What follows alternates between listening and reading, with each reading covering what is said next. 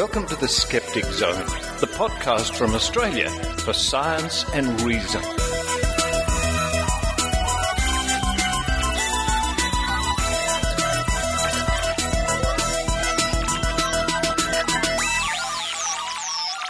Hello from the San Francisco Bay Area here in California. Richard Saunders with you once again, slightly jet lagged, but that's the way it goes.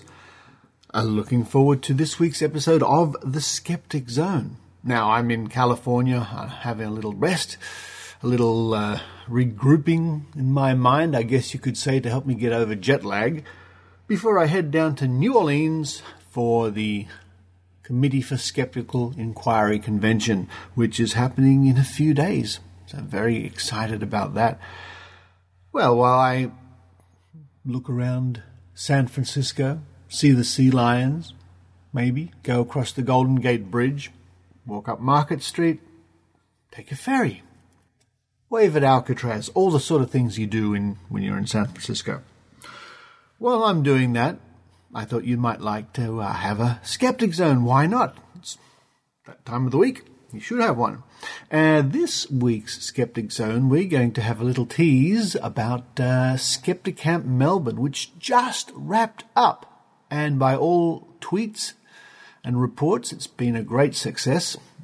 It really did just wrap up a few hours ago. In fact, while I was asleep in my jet lag state of half wake, half sleep, Skepticamp wrapped up. And Maynard, good on him, he sent me through a few early files, and I'll be playing those in a moment. Just a tease, a taste, a hint of Skepticamp Melbourne. Much more next week, of course. After that, we have an interview that I did, more of a friendly chat, really, with Ian Bryce from Australian Skeptics. Ian Bryce is our challenge coordinator for the $100,000 prize and is also our chief investigator. So when somebody comes with a strange claim, he's usually the man to check it out and see what's what. He's an engineer. He has degrees in engineering. He is a rocket scientist. He really is, which is interesting when you say it's not rocket science. He knows exactly what you're talking about. So Ian and I and 6 dogs, you'll understand why, sit down in a very nice park on a very lovely day in Sydney and discuss free energy and ions and various challenges and claims to Australian skeptics over the years.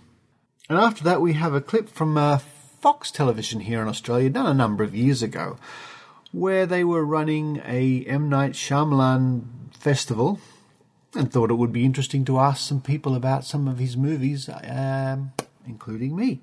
So they asked a clairvoyant, a medium clairvoyant, however you want to say it, a UFO expert, and me.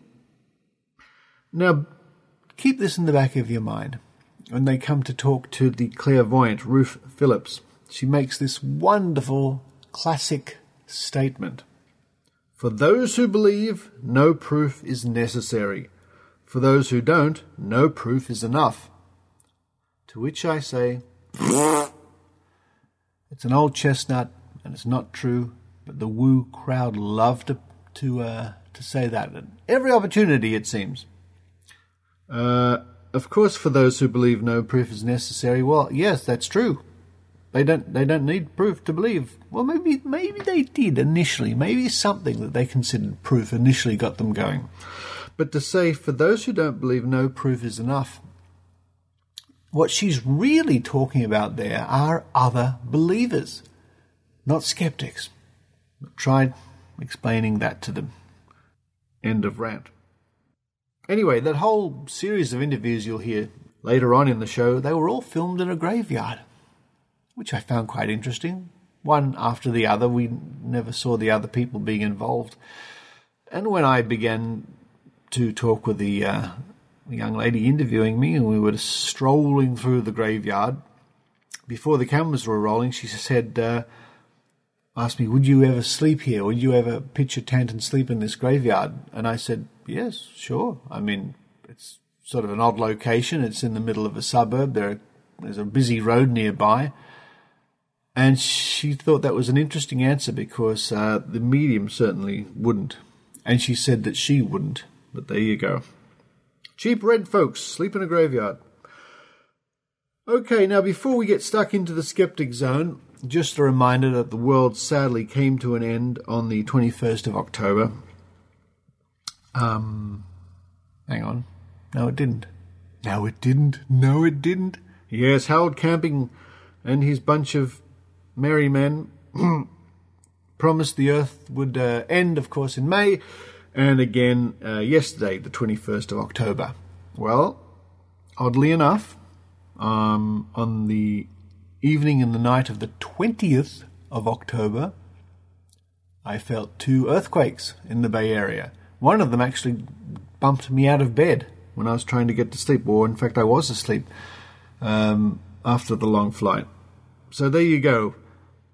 Couple of bumps, couple of earthquakes, but not enough to tear the world apart. But I do know one thing, this won't stop the next bunch of fun people telling you that the world is coming to an end. And you'll see the media will have not learned anything from the 2 failed attempts or predictions this year, because next year is 2012 and the end of the world. Again. Oh well. Okay, enough about that. It's a beautiful day here in the San Francisco Bay Area. I think I better finish producing and uploading the Skeptic Zone so I can get out there and talk to the sea lions. So while I now race upstairs to get my cup of American coffee, I'll let you enjoy the Skeptic Zone.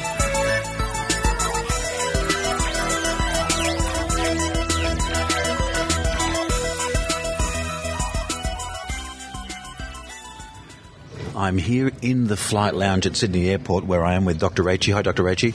Hi, Maynard. The big adventure has begun. It's known as Dr. Rachie over Melbourne. I'm too busy eating all the food in the Virgin Lounge at the moment. In fact, we've just had a Twitter from someone that suggested that cargo pants are the best thing to wear on a plane because you can fit lots of food in them. But I have already secreted spaghetti around my body that we can snack on during the flight, Dr. Rachie. Well, you know what? I don't know that we're going to need to do that anymore because we're delayed by about already an hour. We will be delayed by an hour. So we're just going to shove food in our mouths as much as we can before we fly. And let me tell you, we've done a lot of damage to the top shelf as well of the bar. So all the clear liquids are gone. They have, yes. They've already had to replace them twice. Now, what are we looking forward to this week at Skepticamp Melbourne? I went to Skepticamp in Sydney and had a great time there that day. In what way do you think it'll be different? Well, I didn't go to the entire Skepticamp in Sydney. I only made it to half a day. So I think this one was booked up much quicker, in fact. The speaker slots were filled a few weeks ago, whereas in Sydney they still had a few spots left on the day. So I think this one's building on the popularity of the Sydney one in a way. And I think it's going to be really fun. I'm hoping for a moment where someone gets up to give a talk, goes batshit crazy and has to be dragged from the venue. I've always wanted to go to one of those talks and I've never been to one. I've been to one of those talks. Can you talk about it or not? Oh, I can talk about it. What was the topic and how did they go off the road? Well, actually, no, it was a science talk. In fact, it was in the States and it was during a dinner and there was a discussion and a guy threw down his chair across the room, stormed out and never came back to the conference. Wow. Was it an argument over scientific method? It was an argument over results, basically. He disagreed with the way the people had done their experiments and didn't agree with their results, and so it just lost it. I've never seen anything like it before. Wow. So maybe we'll see a bit of that tomorrow. I'm looking forward to that, and I'm always looking forward to seeing what the Melbourne side of Skeptics is and what sort of people they're like. The young Skeptics will be there from Melbourne? I think so.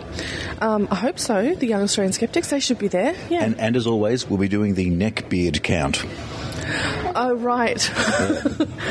You know, the Young Australian Skeptics just got a big banner made, Maynard, that says... no beards? No beards, or something to do with no beards. Like, you don't have to have a beard to be in skepticism. So I don't know how many beards will be there tomorrow. Are you talking about the Jewish slang for someone who is actually gay and they take a girl with them, or something like that? That's another term for a beard. No, I wasn't talking about that. I was talking about facial hair. Okay, I thought that might have been a Yiddish thing where... I don't know any Yiddish. Well, you know, for example, like, I'm going along and so no one annoys you because you're a very attractive girl on the flight. I'm your beard, you see. People will think I'm with you and the guys won't try and buy you drinks. The only trouble is I'm at the pointy end of the plane and you're not. So how's that going to work? Yeah, I tried to book online, and apparently my kind is not welcome anywhere forward of row 127. Yeah, that's right. I thought you could sit next to me, but I was mistaken. So by the time we do get to Melbourne, given that we're delayed already, we'll be waiting for ages for you to get out of the plane. Well, that's the story. We've got a lot of drinking to do before we get to Melbourne, so watch out. And I'm going to try and do a DJ spot at the OMG nightclub, just because I'd always like to put on that resume that I played at Oh My God. Do you know what, Maynard? I've been past the Oh My God club several times. It's in the centre of Melbourne. It looks amazing. It looks very cool. I think it's for hipsters. I don't know. So I'd love to hear about what it's like when you DJ there. Look, I've played at a couple of WTF nightclubs, but never an OMG. What about an ROFL? Or an LOL club, maybe? Look, you better put your pilot's cap on because you're flying. Oh, but there's been less than 8 hours between the drink and the, what is it? The bottle and the throttle. So I don't think I'm allowed to fly. What you do on your private time's none of my business. Okay, fair enough. I wasn't throttle and the bottle. Yeah, no, that's the saying. You have to have more than 8 hours between the throttle and the bottle. How was your Saturday night, it's Dr. Rachie? Not a euphemism.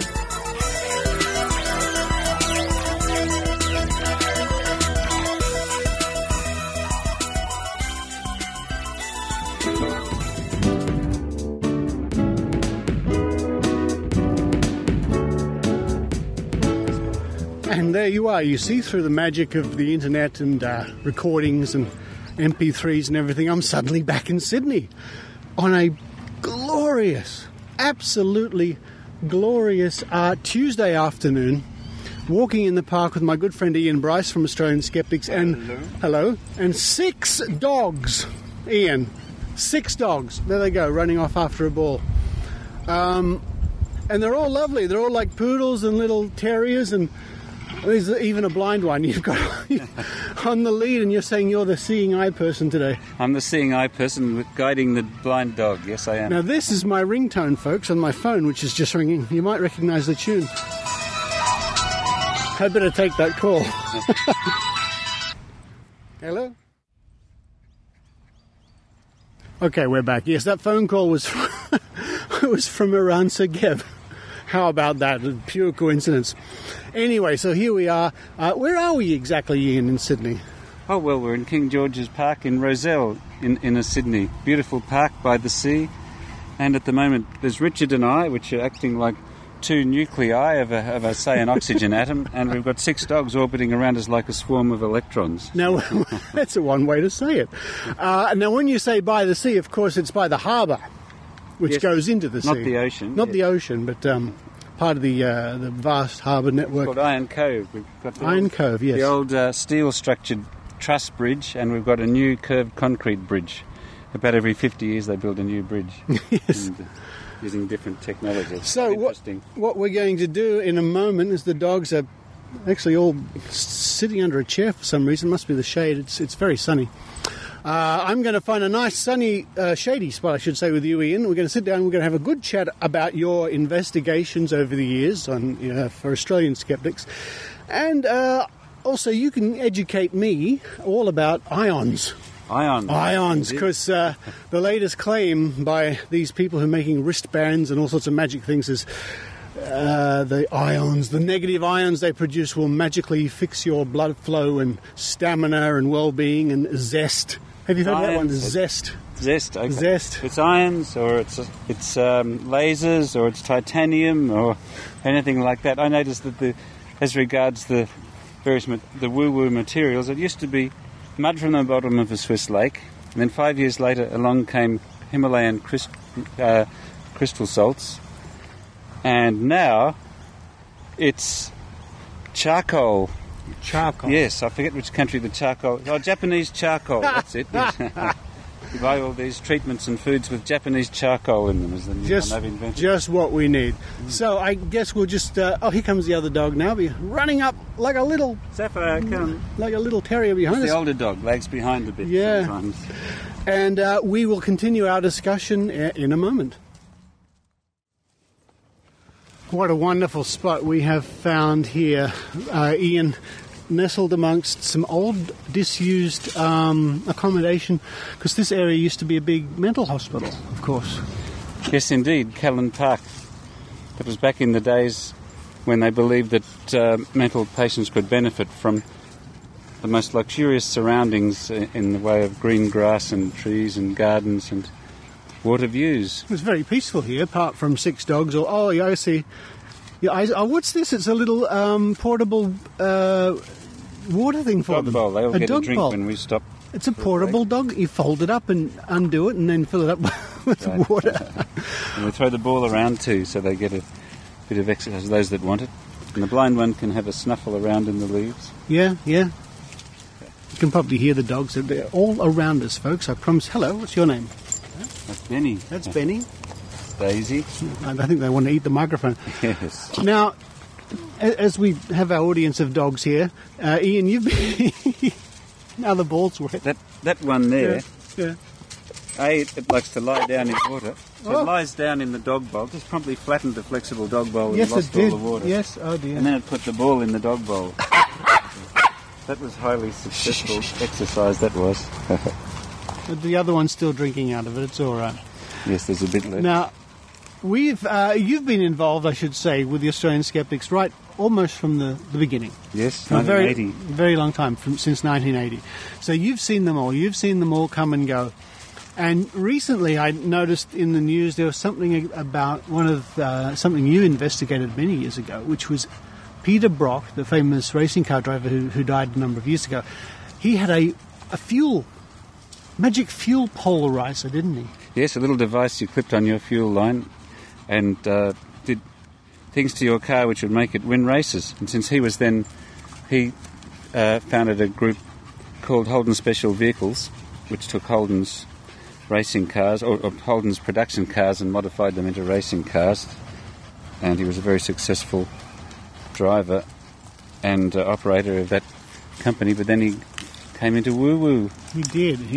In fact, I've got a rare documentary at home somewhere in my archives of him and other people all spouting just the most awful New Age tripe. It's very sad in a way when respectable people fall for this and completely believe it themselves, I guess. But anyway, there have been many of these polarizers come and go over your time, I imagine. Yes, indeed.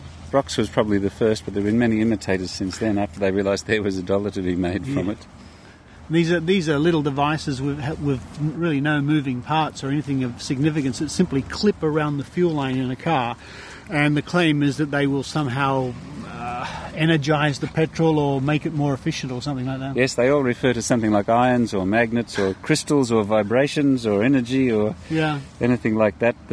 And usually they usually consist of some items potted into araldite, which is like a resin that sets hard. The aim being that if the customer can't very easily open them up and discover there's nothing in there except a few trinkets. But you've opened them up, though, right? Oh, yes. The hacksaw does wonders. But the problem is you have to buy one to do that, and you hate giving them money. Well, this sort of leads us back onto the topic which is interesting at the moment, which I would certainly, showing my ignorance, like to know more about. We're hearing a lot of things recently about products that claim to help you using positive or negative ions.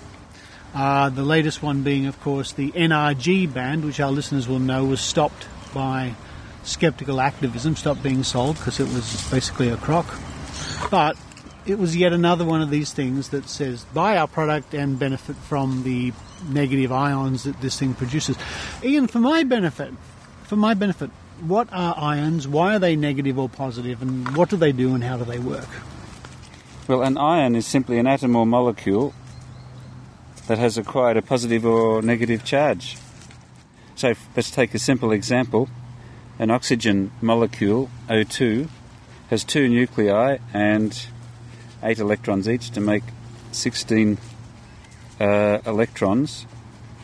And it gets an extra electron, it gets a negative charge at 17 electrons, or if it loses electrons, it gets a positive charge, and that's 15 electrons. And they do very little. They're unstable. They're waiting to combine to either gain or lose an electron, so they'll quickly convert back to oxygen given the chance, and so they're not around for very long. There's very few of them in the air around us. Yeah. And they do very little anyway. There are more dogs around us than ions right now. Yes, but they are a bit reactive. Having an extra electron or losing an electron and having a charge makes them a little bit more reactive, so they will do some things that normal molecules won't. But they're not harmful to human health or anything like that. And therefore, by default, if they're not harmful to human health, they're probably of no benefit either, right? Exactly, yes. That's right. There are other variations around, like there's ozone, which is O3 molecules, but some years they're the flavour of your various woo remedies. Right. That's just another variation on the things around us. So, ozone is a little bit, it's irritating and has a smell.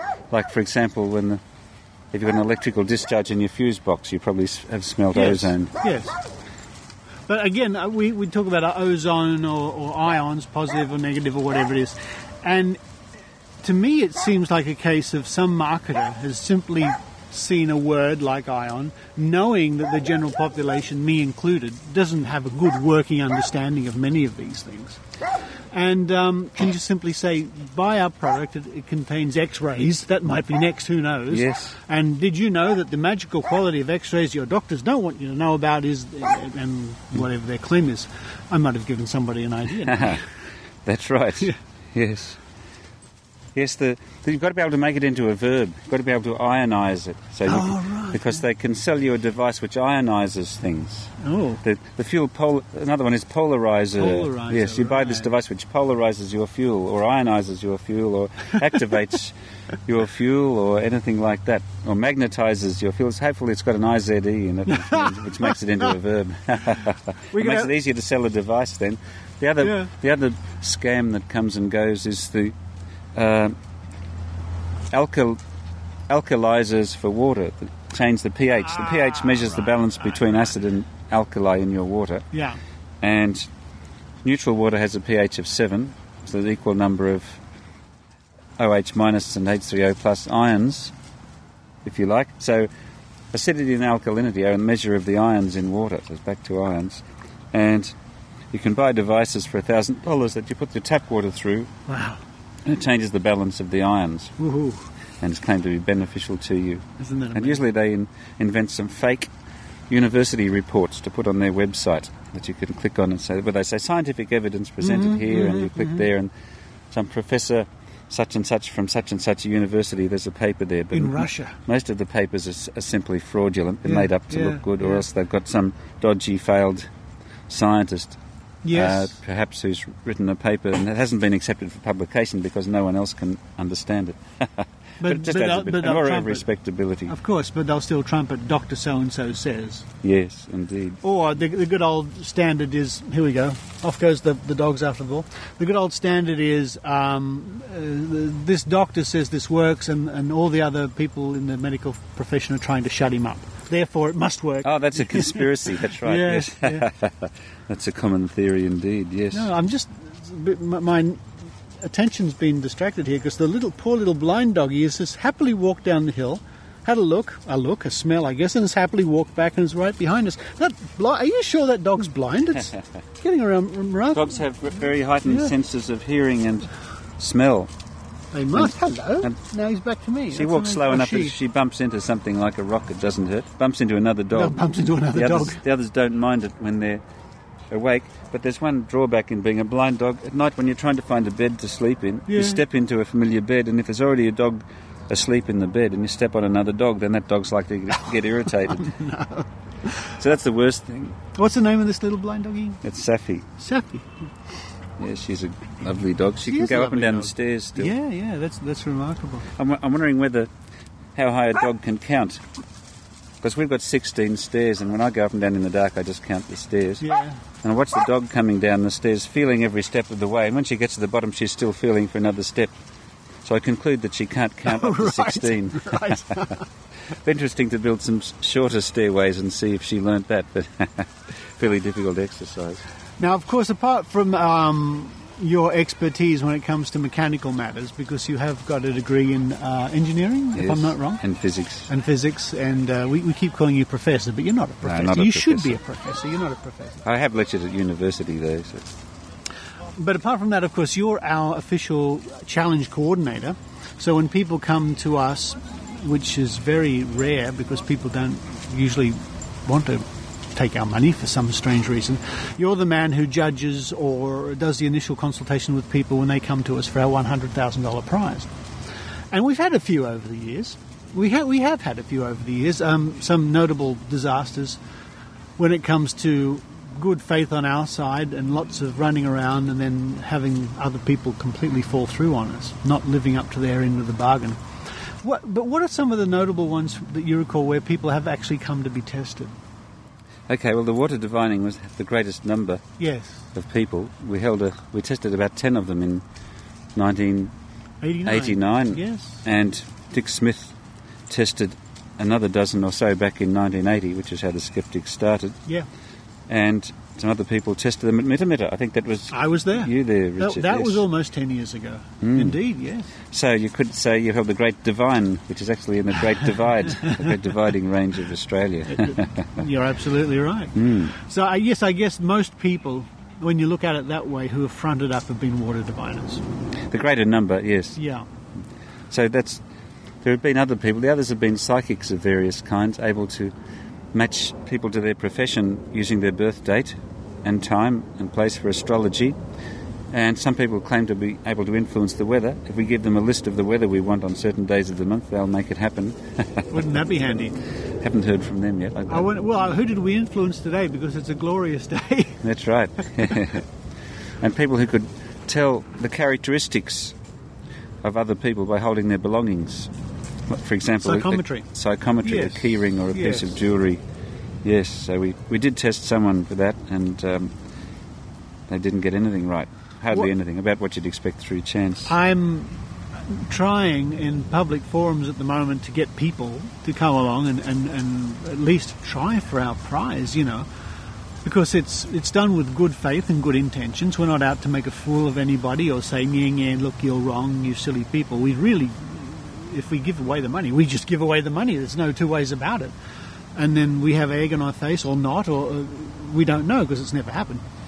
And I'm finding it almost impossible. In fact, to date, with the people I'm negotiating with at the moment, they are simply incapable of providing us with A, what is their claim, B, under what conditions can they perform their claim, and C, to what degree of accuracy or what's their success rate. And it's like the most basic fundamental information that they should know instantly if that's what they're claiming to do. And getting that out of them is proving impossible. Is it because they don't know what they're supposed to be claiming, or they're wasting our time? I just don't understand it. Yes, indeed. It doesn't give you great confidence in their abilities when they can't even tell you what they are. But some of them still nevertheless manage to make money. I think they sit down at a street festival or something with a stand and say psychic readings $10, and they get a few people in without really knowing what they're saying or where it comes from. Very I strange. suppose because they've never been asked before, point blank, and to tell us or tell anybody very just concisely what their claim is. And I guess sometimes they just can't put it into words. I really don't know. But you think they could. But we press on.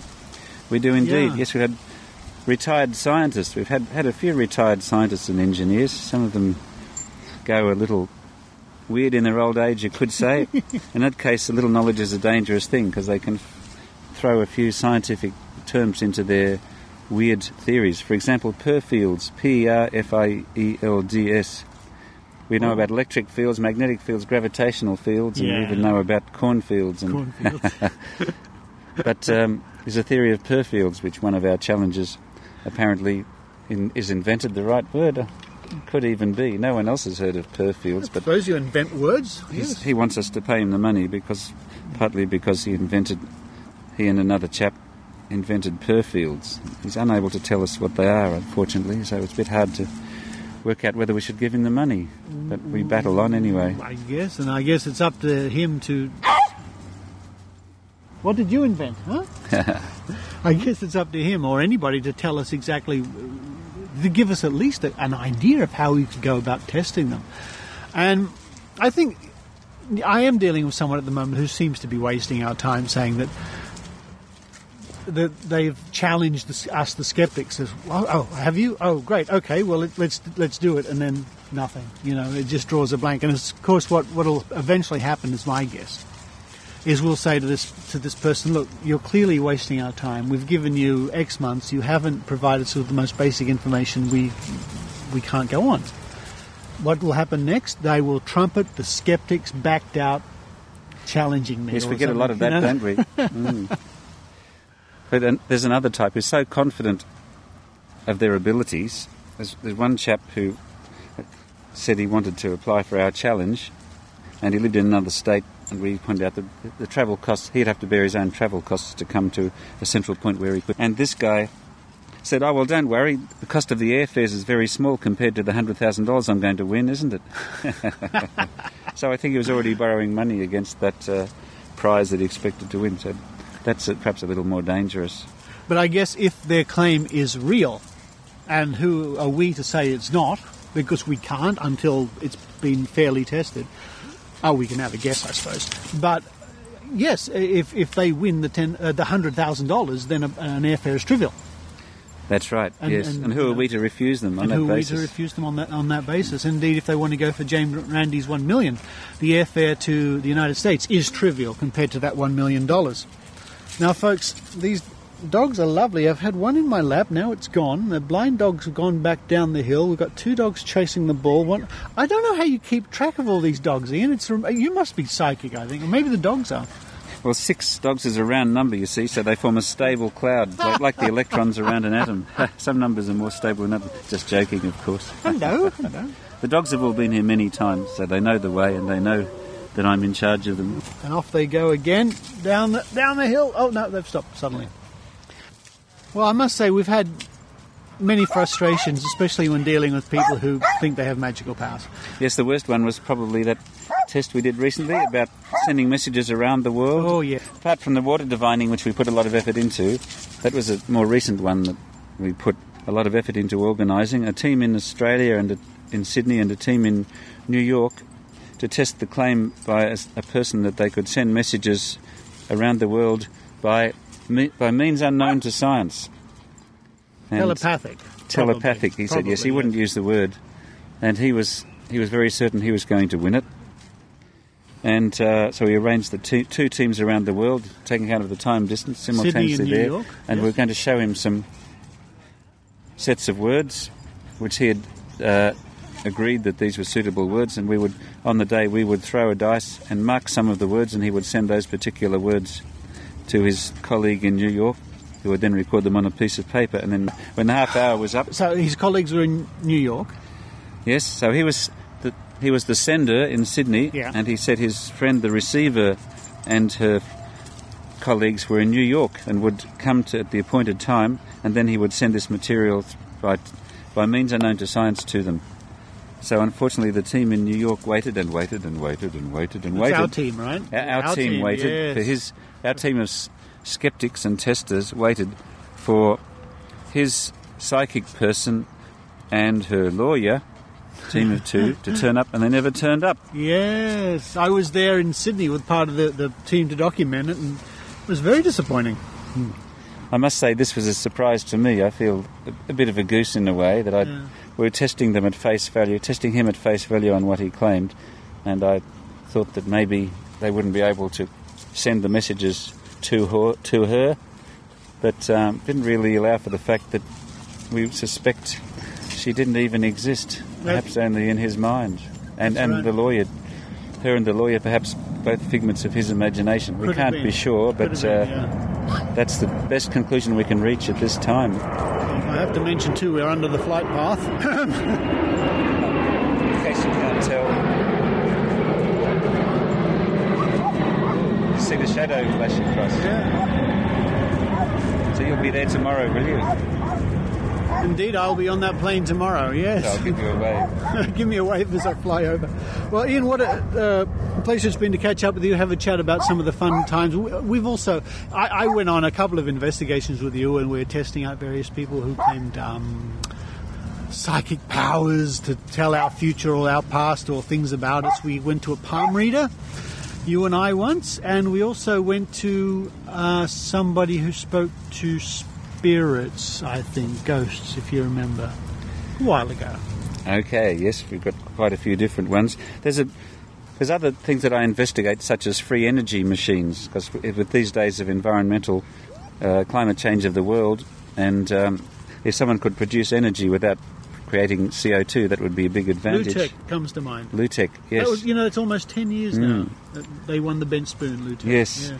So that's not they didn't actually apply for our $100,000 in the end, though they did talk about it. So it's not quite a challenge, but it was a serious investigation. So Lutech is still there, trying to get money out of investors.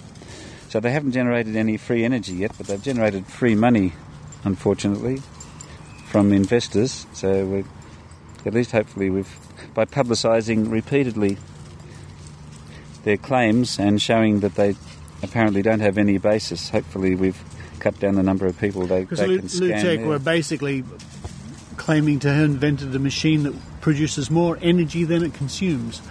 And as soon as anybody claims that, they should be slapped with some sort of injunction saying, no, you haven't, go away. Given one chance to support it, just in case.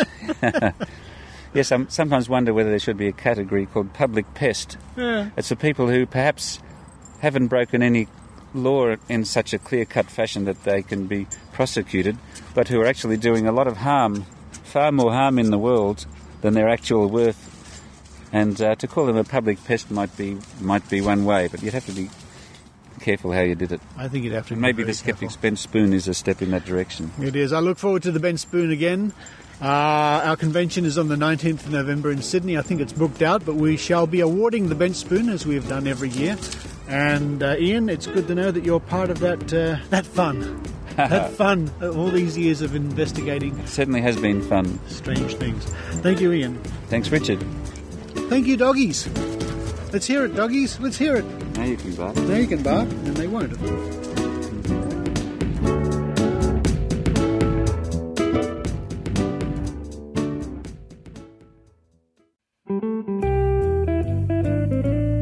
Hi, this is Carrie Poppy. I'm Ross Blotcher. Oh, hey, Ross. Hey, we're from a podcast called Oh No, Ross and Carrie. We find out what happens when you show up and ask questions. We've hung out with the Kabbalists. The Mormons, We've gone and gotten ear candles. gone to the Sikhs. We show up so you don't have to. So find out where we're going next. We'll even have special episodes where we have famous guests like Brian Dalton from Mr. Deity. You heard that awesome theme music? He wrote that. You should come visit us at onopodcast.com or Facebook.com/ONRAC. What the hell's OnRac, Ross?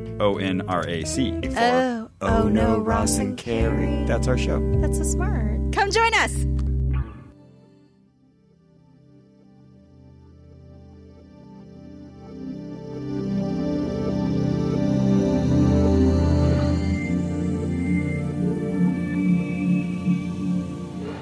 M. Night Shyamalan is famous for using supernatural themes in his movies. We've seen dead people in The Sixth Sense and aliens in Signs. So all this got me thinking, is there any truth to his spooky films? Well, I decided to gather a group of experts to help me find out. Psychic medium Ruth Phillips can relate to The Sixth Sense. In fact, she sees ghosts every day, and she helps people cope with the death of a loved one. These are people who are in grief or who've lost someone, be it a child or a parent or a partner, who come and have a session with me, and we spend the time passing on messages and I give them proof of survival. I give them evidence from their loved one, forms of confirmation and messages and symbols and signs that only their loved ones in spirit can know. Have you seen The Sixth Sense? I was a bit confused at the beginning, not because I didn't think that he was alive. I thought he was dead. I knew he was dead the whole time, and so I couldn't quite work out what was going on. I'm thinking, why are they doing this? He's already dead. As we stand here in the cemetery, do you feel any spirits? with us? Oh, well, yes, we're surrounded, and it's really nice because it's almost been like we've been given the nod today, because I think I was telling you that when I walked into the cemetery, I could see a beautiful lady in long Victorian gowns, and she was rocking a baby and crying, weeping over the baby in the distance, and made me very sad for her, but she's actually someone in spirit who had lost her child, and she was trying to wake this child up because the child had already passed. So, these are the sorts of things that you can see, and I see the shades wandering here, yes. What do you think happens after we die? We're all welcomed by loved ones, we're all met, so we have this opportunity for a reunion. And then in a period of grace that we're given between when we pass and when our funeral is, we generally tend to have a time where we can go around and say our goodbyes to our loved ones. And this would account for a lot of the times when people wake up in the middle of the night across the planet knowing that their great aunt has passed because she's appeared in their bedroom. Then we usually go to our own funeral. Because it's always good to see who turns up, who's wearing a hat, who's there, how many people we've attracted. It's a big gig. What do you say to people who absolutely, categorically do not believe in ghosts? For those that believe, no proof is necessary, and for those that don't, no proof is enough. In Signs, M. Night Shyamalan explored the phenomenon of crop circles and the existence of aliens. Both the subjects, Doug Moffat, volunteers his time to research. Can you tell me a little bit about the UFO Research Inc.? Basically, it's started off as a group of people who want to understand more about the UFO phenomenon. So it's a case of trying to create a forum for discussion on the issue without prejudice. Have you had any personal experiences with UFO sightings? The person I spoke to, who was a flight engineer on a Qantas flight back in the early 70s, travelling from Europe to England, and they were en route when suddenly they noticed that there was an object. It's hard to describe without drawing it, but it's an upturned funnel. So you can imagine that the small end's like that, and it's like this, and it's travelling like that, not like the skinny end first as you'd expect aerodynamically, but like this. It was travelling into the wind at about 10 knots. It was about 5 times the size of the 727. I said, well, weren't you, concerned that you've got a crew of, I don't know how many people, 80 people or whatever it is, that they're going to panic? And he said, no. In fact, the captain made an announcement, ladies and gentlemen, if you look to the starboard side at approximately 42,000 feet, we have a UFO travelling at approximately 10 kilometres in the wind. And everyone just got up out of their seat and went, oh, wow, and looked at it, and there was no fear.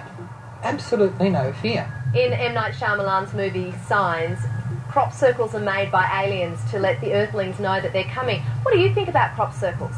There's no definitive correlation between ET hypothesis of being visited and crop circles. There's certainly a lot of mysteries about the crop circles that I can't explain. Certainly 80%, 90% of them are man-made pranks and hoaxes and all that sort of thing. But there is a core of, 10% or so that can't be explained on investigation. Would you sort of agree that there is a possibility that it is our imagination? No, mainly because people don't ask for this to happen to them. Most people, like when I said people that report these things, there are people that are regular members and buy magazines and all this sort of thing. They're people that have had no contact with the whole thing at all, maybe for the odd documentary they may have seen. And yet they have these experiences and then drift back into society. It doesn't make sense that they've conjured this up and they've not used it for any purpose. Richard Saunders, however, doesn't believe in aliens, crop circles or ghosts. The author works part-time for the Australian Skeptics, who aim to investigate the paranormal from a responsible scientific point of view. Australian Skeptics was formed in about 1981 by Dick Smith, amongst other people, and it was really an attempt to properly investigate strange claims. And what are you sceptical about specifically? I don't know if there are really aliens out there. I suspect there are thousands of planets which have alien life, but if they're visiting Earth or not is a completely different question, and I don't think they're visiting the Earth. What do you say the crop circles are then? Crop circles are made by people. That's the simplest and the best answer I can give you. It's not difficult. Anyone can do it. All you need is a plank of wood and a bit of time. Have you done any research into this phenomenon? I've done a lot of research into this phenomenon, and it's fascinating. It's an art form. Lots of people love to do it. It's interesting to note that when there's foot and mouth problems in the UK especially, crop circles seem to disappear because people can't go running around the countryside anymore. Or the aliens are polite, one or the other. I can't make up my mind. Okay, but you know, some people believe that they do have footage of UFOs.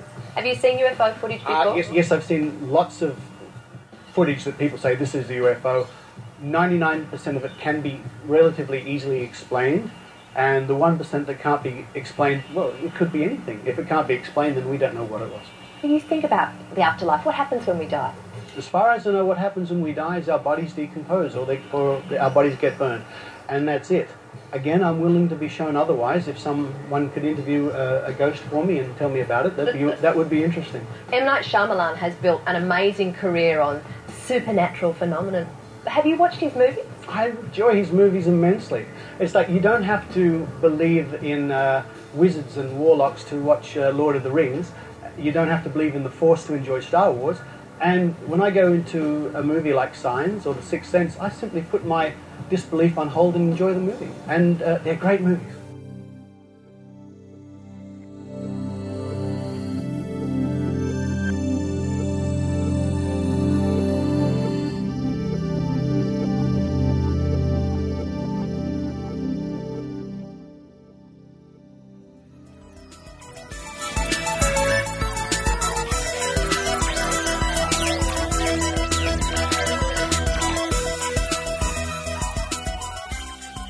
Thank you for listening to the Skeptic Zone. Now, before I run out the door for my... Oh, folks, I tell you what. Clam chowder in a sourdough bowl down along the piers in San Francisco.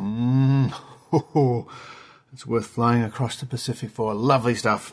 So, before I run out the door, run onto the BART and run downtown to get one of those... I've got time to tell you about York Skeptics. YorkSkeptics.org.uk. Check them out if you're in the Yorkshire area. I had the pleasure of visiting Yorkshire, I guess it was 20 years ago. Beautiful place. Really found it interesting. I went to York, to Jorvik, the old Viking area, the Viking settlement. Beautiful place.